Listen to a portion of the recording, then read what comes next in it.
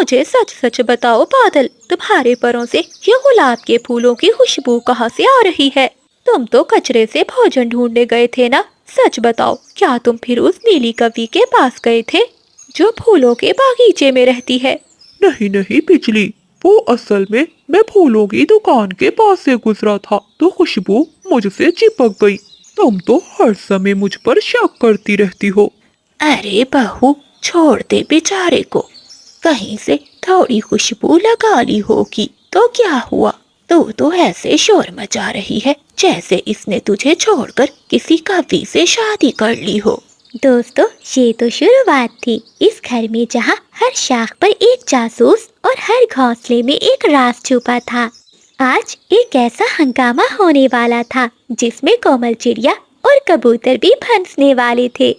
मुझे पूरा यकीन है कि बादल का चक्कर उस नीली कवि के साथ चल रहा है। वो काली कवि बहुत फैशनेबल है और हमेशा अपने पंखों को सजा कर रखती है। ऐसा सोचते हुए बिजली कवि अपनी दोस्त कोमल चिड़िया के पास जाती है। कोमल बहन, मेरी मदद करो और बादल का पता लगाओ कि ये रोज रात को कहाँ जाता है।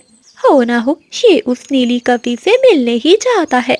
हाँ बिजली बहन, मैं तो खुद परेशान हूँ। मैंने कल रात देखा था बादल भैया को। वो नदी किनारे उस नीली कवि को पिज़्ज़े का टुकड़ा खिला रहा था। क्या? पिज्जा?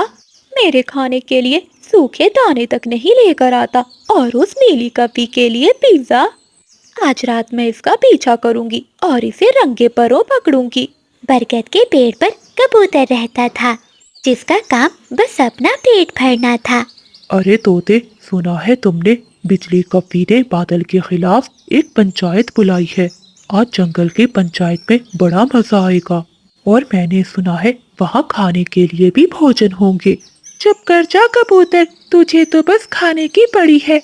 तुम्हें पता है वहाँ बिजली कवि बादल के पर नोचने वाली है। तभी बुलबुल उड़ती हुई वहाँ आती है। तोते और कबूतर, मैंने उस नीली कवि की सारी बातें सुन ली। उस नीली कवि ने बिजली की सास को अपने साथ मिला लिया है और वो दोनों मिलकर बिजली को घर से निकालने का प्लान बना रही हैं। रात हो जाती है। बिजली कवि, कोमल चिड़िया और कबूतर मिलकर नदी पर जाते हैं और वो झाड़ियों में छुप जाते हैं। तभी बादल कौवा नीली कवि को लेकर वहाँ आता है। बादल जान, तुम अपनी उस बिजली से कब जान छुड़वाओगे? वो तो हर वक्त काई काई करती रहती है, जरा भी अच्छी नहीं लगती। नीली, कुछ दिन और इंतजार कर लो। मैंने अपनी माँ को मना लिया है। हम इसे पड़ोस के जंगल में छोड़ आएंगे और फिर हम दोनों शादी कर लेंगे। ये सारी बातें सुनकर बिजली कवि से रहा नहीं जाता और वो झाड़ियों से बाहर निकल आती है। ओए बादल के बच्चे, अब तो मुझे छोड़ेगा? रुक, मैं अभी तुझे बताती हूँ। ऐसा कहते हुए बिजली कवि वहाँ आती है, लेकिन बादल कौवा वहाँ से भाग जाता है। अगले दिन जंगल में पंचायत थी और सभी पक्षी वहाँ इकट्ठे होते हैं। उल्लू जज बना बैठा था। बादल कवि, तुम पर इल्जाम है कि तुमने बिजली कवि के होते हुए नीली कवि को पिज्जा खिलाया। तुम्हें अपनी सफाई में क्या कहना है? उल्लू जी, वो पिज्जा नहीं था, वो तो एक बासी रोटी का टुकड़ा था। तभी कबूतर बीच में बोल पड़ता है। झूठ झूठ बोल रहा है, वो पिज्जा ही था। मैंने खुद इससे पनीर चखा था। इसी दौरान सावित्री ने अपना पैंतरा बदला। उल्लू, देखो, मेरी बहू बहुत बुरी है। हर समय मेरे बेटे से लड़ती रहती है और कभी भी मेरे बेटे को वक्त पर भोजन नहीं खिलाती। इसीलिए तो वो बाहर जंगल में मुंह मारता फिरता है। ये सब बातें हो ही रही थी कि तभी कोमल चिड़िया नीली कवि का बैग लेकर आती है। माँ जी, आप नीली कवि का साथ दे रही हैं। क्या आपको पता है कि नीली कवि ने आपके सोने का हार चुराया है? ऐसा कहते हुए कोमल चिड़िया वो बैग खोलती है तो उसमें से सोने का हार निकल आता है। हाय हाय, मेरा सोने का हार कब से ढूंढ रही थी मैं। मुझे लगा था कि ये इस बिजली कवि ने चुराया है। तो इसका मतलब मेरे घर में आज तक जो भी चोरियां हुई है वो सब नीली कवि ने की है। अरे ओ नीली, क्या तूने मेरे गहने चुराए? ये सुनते ही नीली कवि चुप कर जाती है। ओए बादल, अभी के अभी इस नीली डाइन को भगा दे। मेरी बहू बिजली ही बहुत अच्छी है, कम से कम वो चोरियां तो नहीं करती। फिर सावित्री अपना डंडा उठाती है और नीली कपी को पीटना शुरू कर देती है। बादल कप्पा बेचारा अपनी माँ और पत्नी के बीच में ऐसा फंसा था कि इसके आधे पर झड़ जाते हैं। नीली कपी वहाँ से भाग जाती है। बिजली, मुझे माफ कर दो। मैं आज के बाद किसी भी कॉफी को आंखें उठाकर नहीं देखूंगा। अच्छा, देखने के लिए तुम्हारी आंखें बचेंगी तो फिर ही देखोगे ना। ऐसा कहते हुए बिजली कपी बादल कप्पे को मारने लगती है। बादल कप्पा वहाँ से भाग जाता है और बिजली कपी बादल कप्पे के पीछे पीछे भागती है। अब बादल कप्पा घर में बिजली कपी के पाँव दबाता है और उससे माफिया मांगता है। प्यारे दोस्तों, कहानी को लाइक, चैनल को सब्सक्राइब और अपने दोस्तों के साथ शेयर करना मत भूलिएगा। आपका धन्यवाद। सुनहरी चील उड़ते हुए बिजली कपी के पास आती है। बिजली कपी, मुझे तुमसे एक काम था और वो मेरा काम तुम ही कर सकती हो। जी जी चील चाची, बताइए कौन सा काम है। बिजली, मेरे भोला जी बहुत बीमार हैं और वो कबूतर का शोरबा पीना चाहते हैं। जंगल में एक तुम ही हो जो मुझे कबूतर लाकर दे सकती हो। हाँ चील चाची, ये तो मेरे बाएं पंख का कमाल है, मगर मुझे क्या मिलेगा। बिजली, तुम चिंता नहीं करो, मैं तुम्हें कबूतर के बदले में ढेर सारा भोजन दूंगी। चील चाची, तुम यहाँ से जाओ, कोई तुम्हें मेरे साथ ना देख ले, और मैं देखती हूँ कि कबूतर कहाँ है। फिर बिजली कपी वहाँ से चिड़िया के पास जाती है। चिड़िया चिड़िया, क्या तुमने कबूतर को देखा है। हाँ, मगर तुम्हें कबूतर से क्या काम है। तो मैं भोजन लेने जा रही थी, सोचा आज कबूतर को भी साथ लेकर जाती हूँ। अरे वाह, आजकल तो तुम कबूतर का बहुत ध्यान रख रही हो। कबूतर तो नदी के पास बैठा हुआ है। फिर बिजली कपी उड़ती है और नदी के पास जाती है। कबूतर भैया, कहाँ हो तुम। कबूतर तो पेड़ के पत्तों में छुपा हुआ था, वो बाहर आता है। कबूतर, तुम यहाँ क्यों छुपे हुए थे। बिजली, मैं ऊंचाई पर उड़ रहा था, तभी मैंने एक शिकारी चील को अपने जंगल में देखा था, इसलिए मैं यहाँ छुपकर बैठ गया। कबूतर, एक तो तुम डरते बहुत हो, वो शिकारी चील तो कब की चली गई है। मैंने आज मीठा फलों का हलवा बनाया है, सोचा अपने कबूतर भैया के साथ ही खाऊंगी। बिजली, तुम मेरा कितना ध्यान रखती हो, कभी कभी तो लगता है कि तुम सच में मेरी बहन हो। फिर कबूतर बिजली कपी के साथ चला जाता है। बिजली कपी कबूतर को शिकारी चील के पास ले जाती है। बिजली, ये तुम मुझे किस तरफ ले आई हो, तुम्हारा घर तो दूसरी तरफ है ना। कबूतर, मैंने चिड़िया को भी बुलाया है, उसे भी आ लेने दो, हम चिड़िया को साथ लेकर यहाँ से चले जाएंगे। तभी बिजली कपी पेड़ के पीछे छुपी हुई सुनहरी चील को इशारा करती है और सुनहरी चील पीछे पेड़ से निकलकर कबूतर पर हमला कर देती है। धोखा, बिजली, तुमने मुझे धोखा दिया है, देखना एक दिन तुम भी ऐसे ही मरोगी। अरे बिजली, तुमने मेरा काम कर दिया, ये लो भोजन। चील चाची, मैं बहुत आसानी से पक्षियों को तुम्हारे पास ला सकती हूँ, अगर चाहो तो कल भी यहाँ आ जाना। हाँ हाँ जरूर। फिर सुनहरी चील कबूतर को मारकर अपने पंजों में ले जाती है और बिजली कपी किसी की जान के बदले भोजन लेकर खा लेती है। चीकू भैया, कबूतर कहाँ है। मैंने दोपहर के बाद से कबूतर भैया को नहीं देखा। मैंने देखा था, वो तो बिजली कपी के साथ जा रहा था। ठीक है, मैं बिजली से पूछ कर आती हूँ। फिर मानो चिड़िया बिजली कपी के पास जाती है। बिजली बहन, कबूतर कहाँ है। मुझे क्या मालूम, मैं तो उसके पास नदी पर गई थी और फिर वो अपने घर चला गया और मैं अपने। अच्छा, मैं कबूतर के घर जाकर देखती हूँ। मानो चिड़िया बंटी कबूतर को पूरे जंगल में देखती है, मगर उसे कबूतर कहीं भी नहीं मिलता।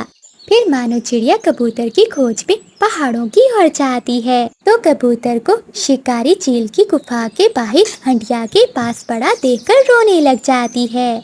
जालिम चील, तुमने जरा से मांस के लिए बेचारे मासूम कबूतर की जान ले ली। तुम बहुत जालिम हो। फिर चिड़िया रोती हुई वहाँ से वापस चली जाती है। दूसरे दिन सभी पक्षी एक पेड़ के नीचे जमा होते हैं। दोस्तों, अब हम सबको सावधान रहना होगा क्योंकि उस जालिम चील ने हमारे जंगल का रास्ता देख लिया है। वो अब रोज आएगी। मुझे तो बहुत डर लग रहा है। मन कर रहा है कि ये जंगल छोड़कर दूसरे जंगल चला जाऊं। किसी को जाने की कोई जरूरत नहीं है। लगता है उस जालिम चील को बस कबूतर का ही शिकार करना था। देखना वो आज नहीं आएगी। फिर वो सभी पक्षी वापस अपने अपने घरों को चले जाते हैं। फिर बिजली कभी बड़े घने पेड़ के पास जाती है। वो जालिम चील पहले से वहाँ आई हुई थी। चील चाची, जंगल के सभी पक्षी बहुत सावधान हैं। तुम ऐसा करो, इन पेड़ों के पीछे छुप जाओ। बिजली, आज कोई चिड़िया ही लेकर आना। मैं अपने भोला जी को चिड़िया का सूप बना कर दूंगी। काम तो बहुत मुश्किल है, लेकिन चील चाची तुम चिंता ना करो, मैं चिड़िया ही लाऊंगी। फिर बिजली कभी मानो चिड़िया के पास जाती है। चिड़िया बहन, मुझे नदी से पानी पीने जाना है, लेकिन अकेले जाते हुए मुझे बहुत डर लग रहा है। तुम भी मेरे साथ आ जाओ। बिजली बहन, डर तो मुझे भी बहुत लग रहा है, लेकिन फिर भी मैं तुम्हारे साथ जरूर जाऊंगी। फिर मानो चिड़िया बिजली कवि के साथ चली जाती है। बिजली कवि मानो चिड़िया को नदी की तरफ नहीं बल्कि घने जंगल की ओर ले जाती है। बिजली, नदी तो दूसरी ओर है। चिड़िया, कबूतर के बदले में मुझे थोड़ा भोजन मिला था और तुम्हारे बदले में मुझे पूरी बोरी भरकर भोजन मिलेगा। ये सुनकर चिड़िया बहुत हैरान हो जाती है। तभी झाड़ियों के पीछे से चील तेजी से हमला करने आती है, लेकिन चिड़िया तो वहाँ से भाग जाती है और चील चिड़िया पर हमला करने की बजाय बिजली कवि पर हमला कर देती है। एक दो बार में ही बिजली कवि मर जाती है। अरे ये कॉफी तो मेरे किसी काम की नहीं है। इस काली कॉफी का शोरबा थोड़ी ना मैं अपने भोला जी को दूंगी। लगता है आज तो खाली पंखों ही लौटना होगा। फिर शिकारी चील वहाँ से चली जाती है।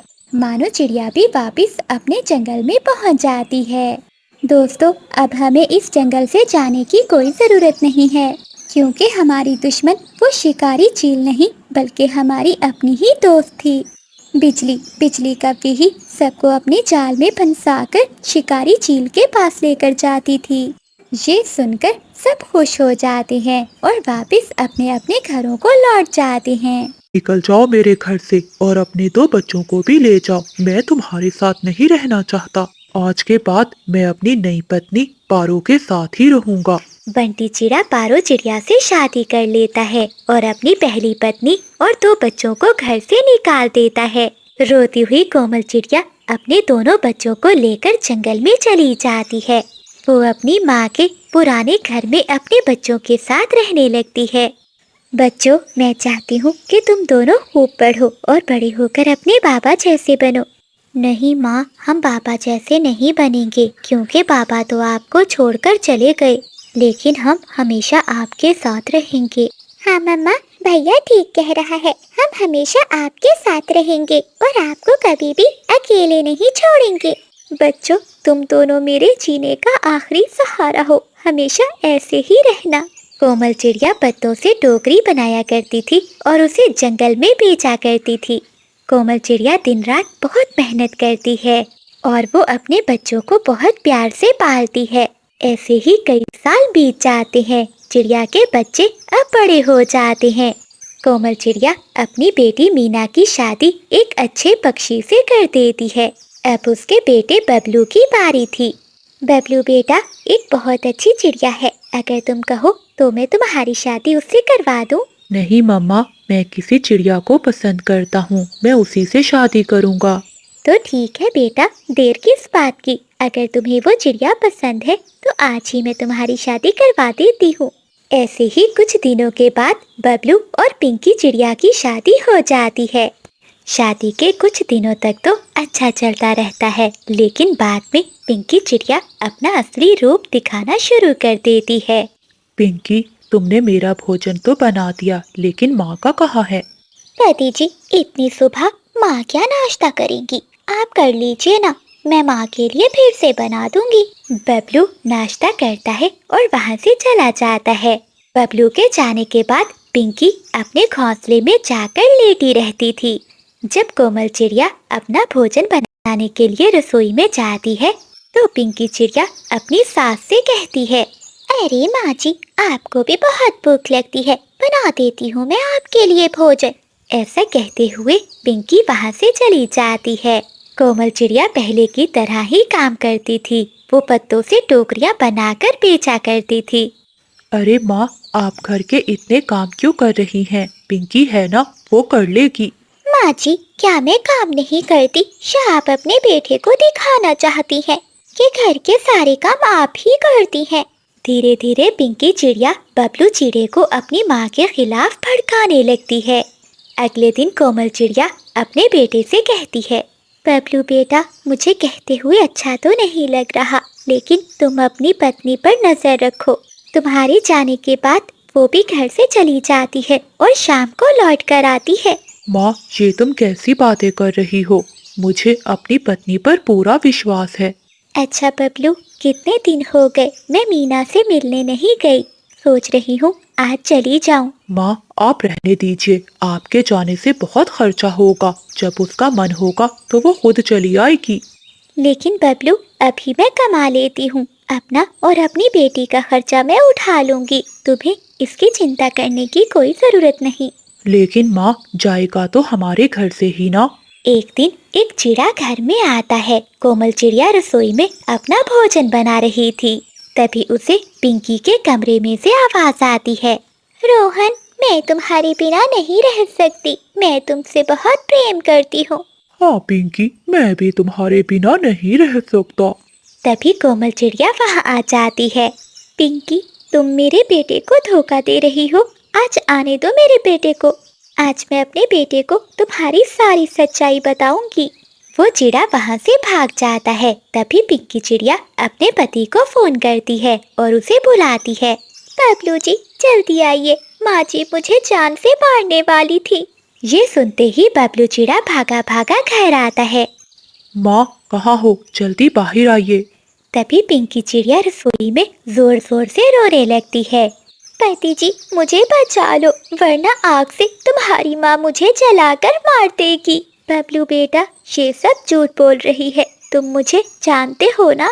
तुम्हें पालने के लिए मैं दिन रात मेहनत करती रही, और तुम्हें क्या लगता है कि मैं तुम्हारी पत्नी को जलाकर मार दूंगी? सच तो ये है बेटा, ये सारा दिन किसी पक्षी के साथ बाहर रहती है, और आज वो पक्षी हमारे घर तक आ गया। मैंने इनकी सारी बातें सुन ली। ये उससे प्यार करती है, इसीलिए अब ये सारा नाटक कर रही है। माँ, मुझे अपनी पत्नी पर पूरा विश्वास है। वो ऐसा नहीं कर सकती। माँ, अब तुम्हारे यहाँ रहने से हमारे घर में बहुत बड़े झगड़े हो रहे हैं। अब तुम यहाँ नहीं रह सकती। तभी बबलू मीना चिड़िया को कॉल करता है। सुन मीना, मैं माँ को आश्रम में भेज रहा हूँ। इसने पिंकी को मारने की कोशिश की है। अगर तुम चाहो तो माँ को अपने साथ रख सकती हो। नहीं नहीं भैया, आप माँ को आश्रम ही भेज दो, मेरा घर छोटा है। ये सब बातें सुनकर कोमल चिड़िया रोने लगती है। बेटा, मेरा यकीन करो, मैं माँ हूँ तुम्हारी। परंतु बबलू चिड़ा अपनी माँ की एक बात नहीं सुनता और उसे घर से बाहर निकाल देता है। कोमल चिड़िया घर के बाहर खड़ी रो रही थी। जो बच्चे कहते थे कि माँ, हम तुम्हें कभी अकेला नहीं छोड़ेंगे, आज उन्होंने मुझे हमेशा के लिए दूर कर दिया। परंतु मैं अपने बच्चों को कैसे भुला दूँ? मैं माँ हूँ इनकी। पिंकी चिड़िया बहुत चालाक थी। वो मन ही मन में बहुत खुश हो रही थी, और वो अपने पति से घर भी नाम करवा लेती है।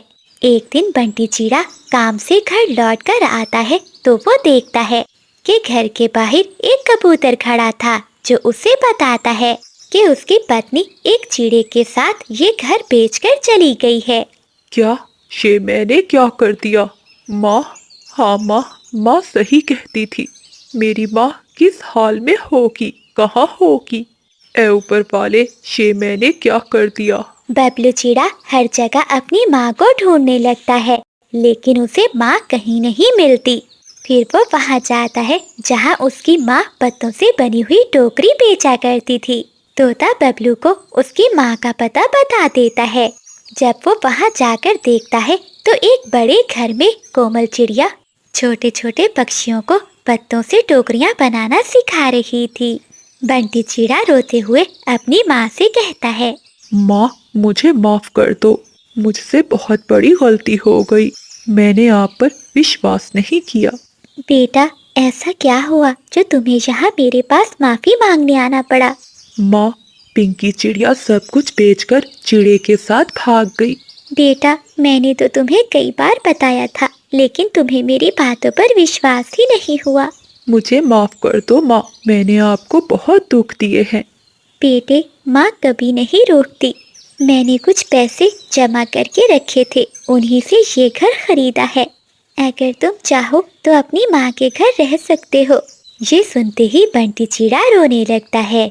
दोस्तों, अपनी माँ का दिल कभी नहीं दुखाना चाहिए, क्योंकि माँ का दिल दुखाकर कोई कभी सुखी नहीं रह सकता।